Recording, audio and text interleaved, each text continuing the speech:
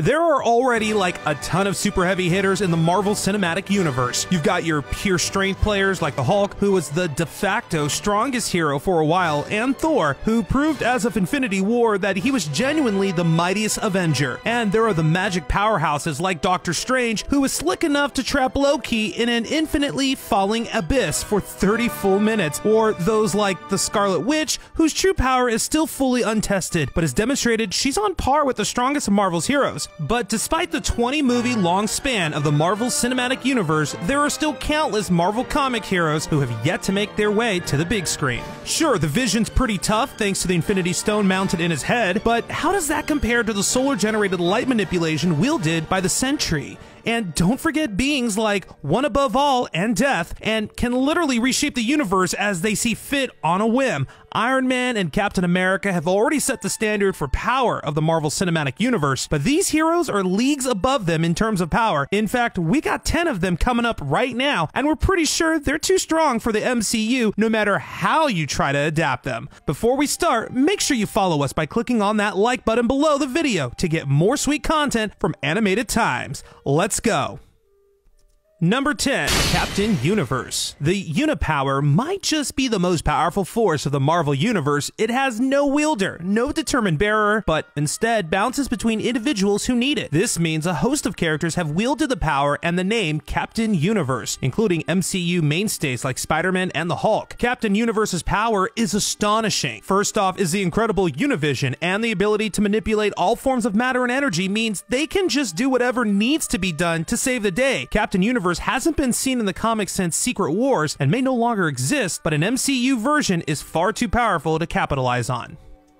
At number 9, Blue Marvel. Introduced in 2009, Adam Brashear quickly became one of Marvel's most notable heroes. As a scientist, he's one of the smartest people in the Marvel Universe, a brilliant theoretical physicist and an expert on antimatter. As Blue Marvel, he's one of the most powerful and versatile heroes Marvel had to offer. Brashear is powered by his ability to absorb antimatter, which allows him a measure of superhuman strength that makes him stronger than pretty much anyone Marvel has to offer. He can also manipulate antimatter, going so far as to even rearranging the photons of Monica Rambeau's body to make her stronger.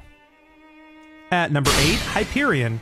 Now, Hyperion would make for the basis of one incredible Avengers movie, the leader of the Squadron Supreme, an alternate reality superhero team that sure does resemble another major company's League of Superheroes. I wonder who. First debuted in 1971. Since then, they've been allies to and enemies of the Avengers and more on several occasions. The team's leader, Hyperion, has both been Squadron leader and Avenger member, with another universe's Hyperion recently joining the team for the Marvel Now volume of the Avengers. But on film, he's tough to pin down. And it's the same problem that haunts Superman as a character. When a character can just solve any problem by punching it until it's resolved, how do you make that character, like, even work?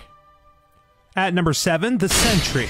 Put away the Superman comparison for just a few minutes and let's look at how the Sentry is actually depicted. The story beats work perfectly for a movie character. The mysterious nature of Bob Reynolds, self-induced amnesia, the tragedy of the Sentry, and the Void's duality. But on a power level, he's impossibly strong. He can manipulate matter, even bringing himself back to form after being turned into a liquid. He's strong enough to shatter Tarax's cosmic axe, and if that doesn't stop you, he can burn you with generated light. For the Marvel Cinematic Universe, the Sentry is so strong that it's problematic how to write him into a story.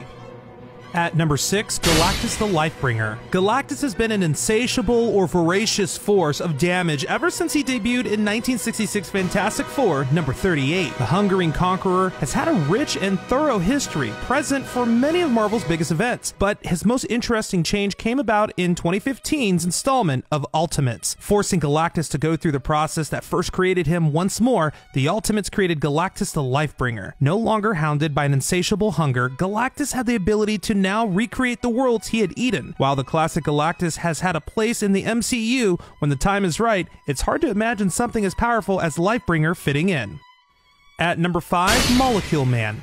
Probably my favorite on the list, Molecule Man seems like somebody who would have just been a joke at first. Owen Reese was bombarded with radiation, which gave him the ability to control anything at a molecular level. At first, this seemed pretty straightforward, using his powers to change basic objects, but his powers quickly demonstrated a frankly scary power level. Over time, he would demonstrate the ability to affect more powerful objects, including Captain America's shield, Mjolnir, and the Silver Surfer's cosmic-powered surfboard. By the time of Secret Wars, Molecule Man was able to reshape universes. Having largely regained his faculties, Molecule Man most recently traveled with the Fantastic Four, putting slices of himself into the realities created by Franklin Richards to anchor them in the multiverse.